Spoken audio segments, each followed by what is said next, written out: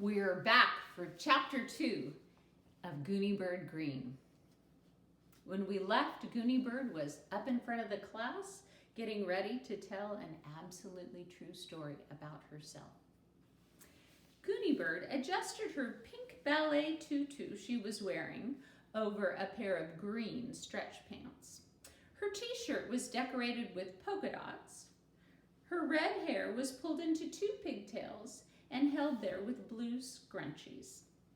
She pulled carefully on one of her pigtails, rearranging it neatly because the scrunchie was coming loose. She felt her earlobes, which were small and pink and empty. "I should have worn the dangling diamond earrings that I got from the prince," she told the class. "Maybe I'll wear them next week."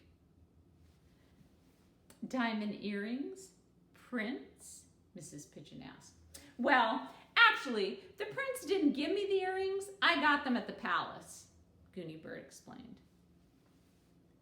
"Why were you at the palace?" "Well, first I was in jail and then..." Gooney Bird interrupted herself. "It's a long story." She reached down and tidied her socks. You can totally see that, can't you? "May I come up to the front of the room to begin?" she asked the teacher after she'd adjusted her clothes. "I like to be the absolute center of attention." Mrs. Pigeon nodded and stepped aside so that there was room for Gooney Bird to stand at the front of the class. "You might as well sit down, Mrs. Pigeon," Gooney Bird said politely. "Take a load off your feet." Mrs. Pigeon sat down in the chair behind her cluttered desk. She looked at the clock on the wall. "We have 15 minutes, she said, "before arithmetic."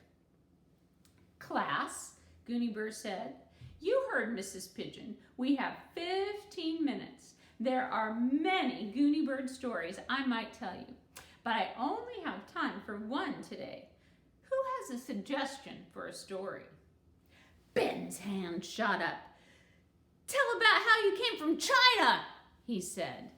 Nicholas said, "Why are you named Gooney Bird?" Chelsea was wriggling and wriggling in her seat. "The palace! Tell about jail and the palace and the diamond earrings!" Other hands were waving, but Gooney Bird motioned for the children to put their hands down. She looked around the room, thinking, "This is the title of the story," she said at last. "How Gooney Bird Got Her Name." Hey, just like how the leopard got his spots," Barry Tuckerman said. "Barry, pay attention," Gooney Bird said. "I like to have absolutely all the eyes on me." And then, when the class was silent and all eyes, except those of Felicia Ann, who always looked at the floor, were on her, she began. "How Gooney Bird Got Her Name. Once upon a time, 8 years ago, a man and a woman named Mr. and Mrs. Greene, that's Greene with a silent E at the end, discovered they were expecting a baby girl. The man's name was Gordon Greene, and his wife was Barbara Greene. They decided to name their baby girl with their initials, G for Gordon and B for Barbara. They thought of different names. "Gilbeth," said Mrs. Greene. She liked short names. "Gwendolyn Belinda," said Mr. Greene. He liked long names. They discussed and they discussed. They never fought or argued, but they had many discussions. Once, in the middle of the night, Mrs. Greene woke up. She had a dream about a name. She nudged Mr. Greene until he woke up a little bit, and then she said, "Georgina Babette." "No," he said, and went back to sleep. One night, Mr. Greene woke up, nudged his wife, and told her that he had had a dream. "Gazpacho banana," he said. "That was a nightmare you had," his wife said. He agreed, and then he went back to sleep. Finally, because they could not make up their minds about a name, they decided that they would wait until the baby girl was born. And then they would look at the baby and somehow they would know her name, whether she should be Grace Bridget or Gloria Bonnie or some other name. They waited and they waited and they waited for the baby's birth. It took many months, as you know. Gooney Bird paused her story. She could see many of the children wanted to wave their hands and say things. "Class," she said, "any comments so far? Any questions?" "We have 9 minutes left," Mrs. Pigeon reminded them, "before arithmetic." Kiko asked in a really small voice, "Did he really say gazpacho banana?" "Yes, he did," Gooney Bird said. "I tell only absolutely true stories." Barry Tuckerman stood up beside his desk. "I was named a bee name for my grandfather. His name is Benjamin." "Hey, that's my name," Ben called out.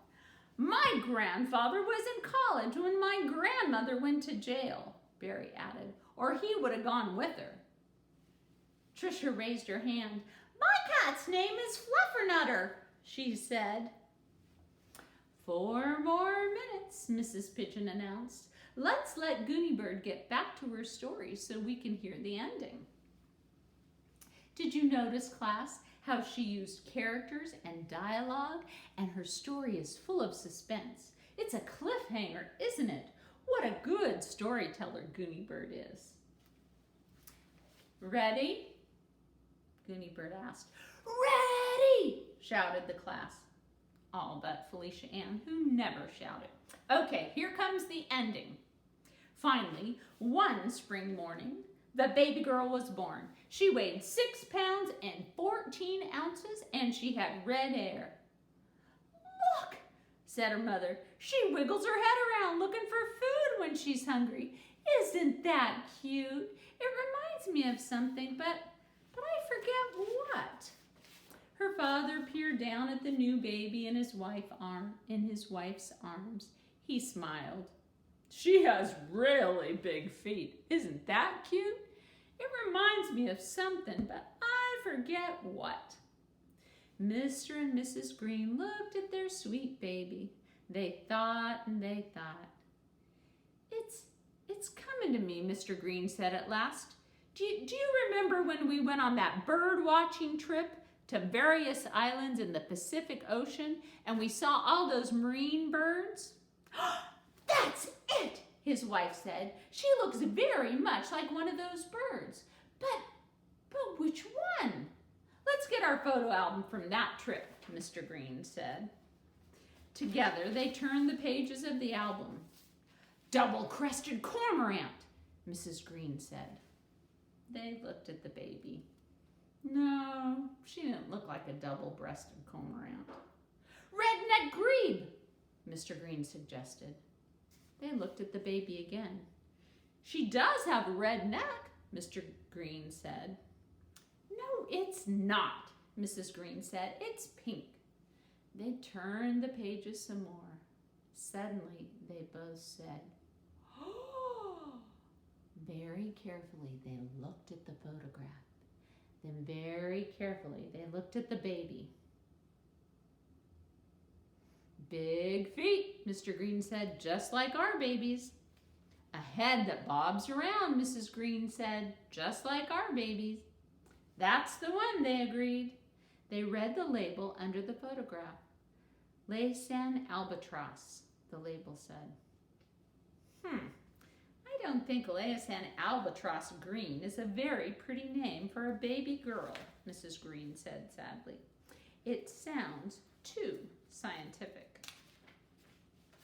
"I agree," Mr. Greene said. "But look at the small print."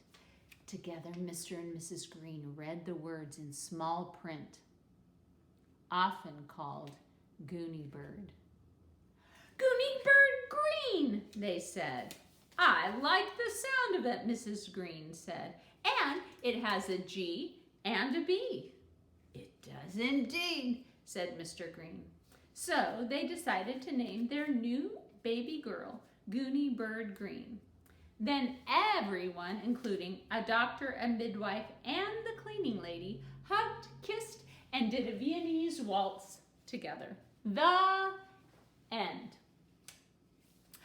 What a lovely story, Mrs. Pigeon said. And it gives us a chance to do some scientific research. We will look up lace and albatross in the encyclopedia. Thank you, Gooney Bird. You may now take your seat and we will turn to our arithmetic. Beanie, what's wrong? I want to hear about the diamond earrings and the palace. That's a different story, Gooney Bird said as she was walking back to her desk. Tell it, tell it, tell it. Barry Tuckerman jumped up and stood beside his desk. I want to hear about how Gooney Bird came from China, he said. I came on a flying carpet, but that's a different story too. She adjusted her pink tutu and sat down. Tell it, the children called. Mrs. Pigeon laughed. I'm sure Gooney Bird was just joking about the prince and the palace and the diamond earrings and the flying carpets too. Gooney Bird had already opened up her arithmetic book. She looked up in surprise. No, I wasn't joking. I only tell absolutely true stories. Well, said Mrs. Pigeon, will you tell us another tomorrow? Of course, Gooney Bird Greene said. And that's the end of chapter 2. Come back tomorrow for chapter 3.